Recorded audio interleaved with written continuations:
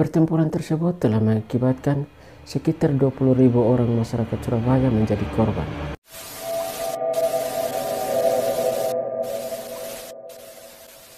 Baik, selamat pagi, siang, sore, malam bagi teman-teman semua. Terima kasih bagi teman-teman semua yang sudah mengklik video ini.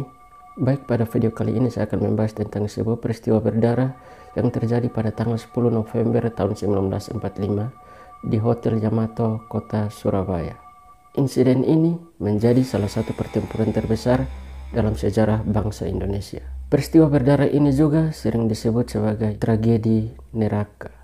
Baik, tanpa basa-basi kita langsung saja masuk dalam pembahasannya. Sebulan setelah memproklamirkan kemerdekaannya, Indonesia kembali diguncang dengan berbagai insiden yang terjadi di bangsa ini.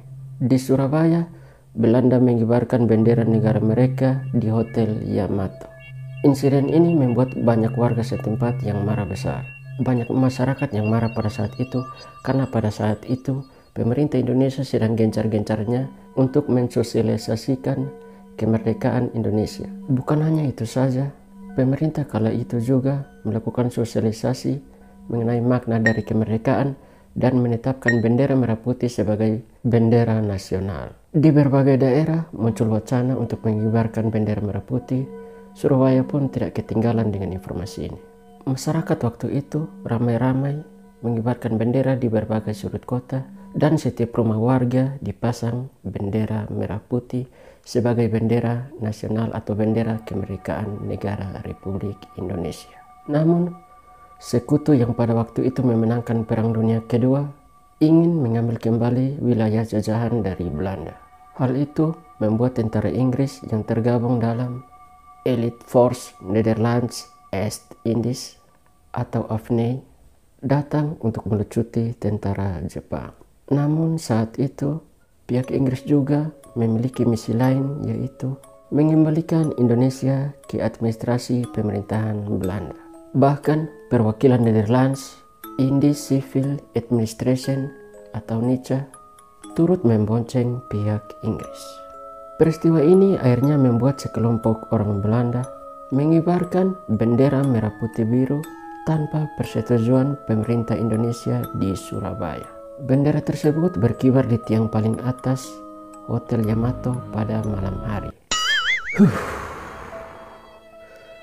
Kesal sekali, sudah mengibarkan bendera di negara orang yang sudah merdeka, dikibarkan juga pada malam hari, tidak kasih tahu pemerintah Indonesia sama sekali. Dasar memang kurang ajar betul. Pagi hari setelah pengibaran bendera tersebut, masyarakat Surabaya yang melihat bendera Belanda sudah berkibar merasa sangat marah dan murka. Mereka menganggap Belanda tidak menghargai usaha dari Indonesia yang telah memproklamirkan kemerdekaannya. Jadi pada besok pagi itu masyarakat Surabaya melihat bendera yang telah berkibar di atas Hotel Yamato itu, mereka semua marah sangat besar, sangat marah besar karena merasa bahwa Belanda tidak menghargai kemerdekaan Indonesia. Pengibaran bendera Belanda ini akhirnya membuat para pemuda Surabaya bersitegang dengan orang-orang Belanda.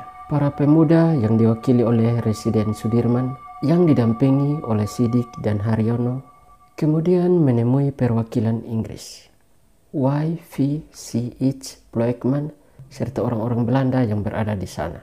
Pertemuan tersebut berunding untuk menurunkan bendera yang memicu amarah masyarakat Surabaya.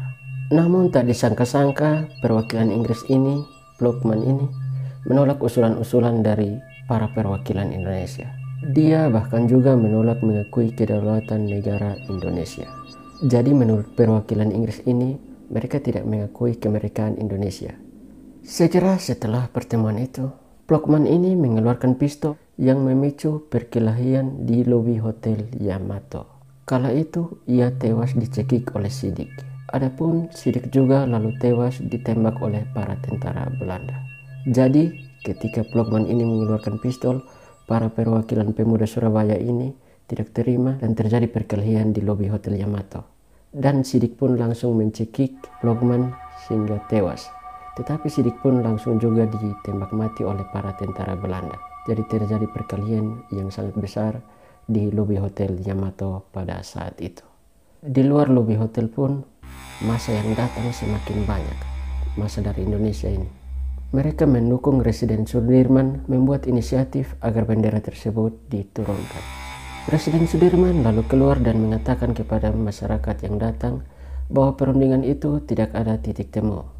Akhirnya, para pemuda yang berada di luar lobi hotel itu langsung memanjat naik ke atas Hotel Yamato dan menurunkan bendera Belanda secara paksa. Dan setelah itu, mereka merobek warna biru yang ada di bendera tersebut dan menyisakan warna merah dan putih. Bendera yang dirobek tersebut kemudian dipasang kembali di atas tiang yang paling tinggi di atas Hotel Yamato. Segera setelah bendera kembali terpasang, masyarakat yang ada pada waktu itu kembali berseru dan berteriak dengan seruan "Merdeka, Merdeka!" bahkan dengan nada yang sangat keras dan beramai-ramai.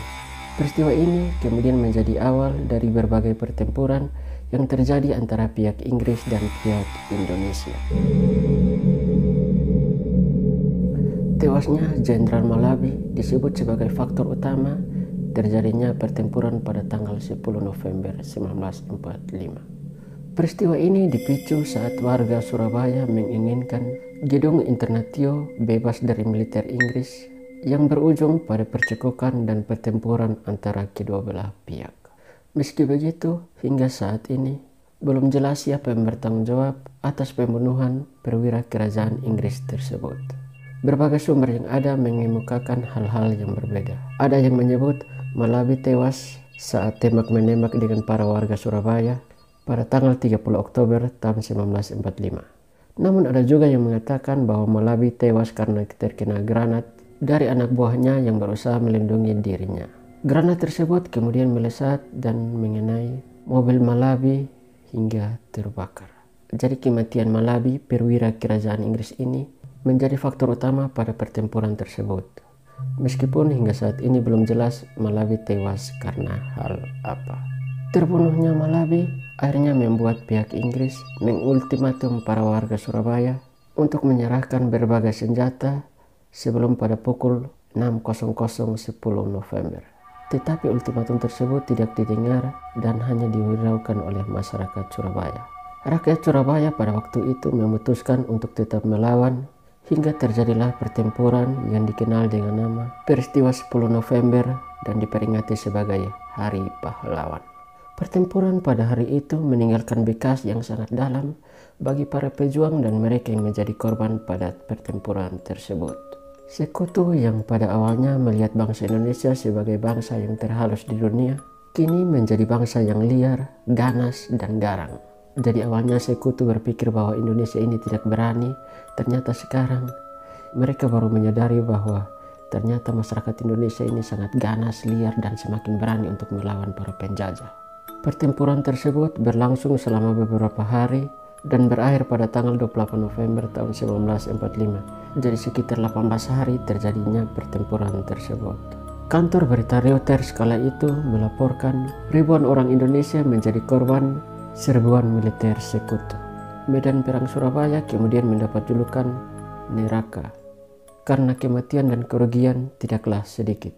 Pertempuran tersebut telah mengakibatkan sekitar 20.000 orang masyarakat Surabaya menjadi korban dan sebagian besarnya adalah warga sipil. 20.000 orang, banyak sekali. Selain itu diperkirakan 150.000 orang terpaksa meninggalkan kota Surabaya dan tercatat sekitar 1.600 orang para prajurit Inggris tewas, hilang dan luka-luka, serta puluhan alat perang mereka dihancurkan. Banyaknya pejuang yang gugur dan rakyat yang menjadi korban pada waktu itu, serta semangat membara, tak kenal menyerah yang ditunjukkan oleh rakyat Surabaya, membuat Inggris serasa terpanggang di neraka dan membuat kota Surabaya dikenang sebagai kota pahlawan. Jadi kenapa kota Surabaya disebut sebagai kota pahlawan dan tanggal 10 November tahun 1945 adalah Hari Pahlawan? Alasannya adalah karena tragedi berdarah ini. Pada waktu itu, semua rakyat berjuang bersama. Tidak ada perbedaan golongan, tingkatan, agama, dan paham. Ketika satu Indonesia terancam, maka satu bangsa Indonesia akan datang dan membelanya. Inilah hakikat dari peristiwa bersejarah itu, di mana semua rakyat bersatu dan melupakan semuanya kecuali Republik Indonesia. Perorangan tak berlaku pada hari itu. Pemerintah, tentara, rakyat melebur menjadi satu. Kepada semua rakyat Indonesia yang telah berkorban pada saat itu, gelar pahlawan layak disematkan kepada mereka. Maka ditetapkanlah tanggal 10 November sebagai Hari Pahlawan. Terima kasih pejuang kami, kalian akan selalu dikenang sebagai pahlawan kami, bangsa Indonesia. Baik, demikianlah kisah singkat yang terjadi pada tragedi 10 November 1945. Jika kalian suka dengan video ini, jangan lupa like, comment, subscribe, dan share sebanyak-banyaknya ke teman-teman kalian semua ya. Terima kasih telah menonton video ini, dan sampai jumpa di video selanjutnya.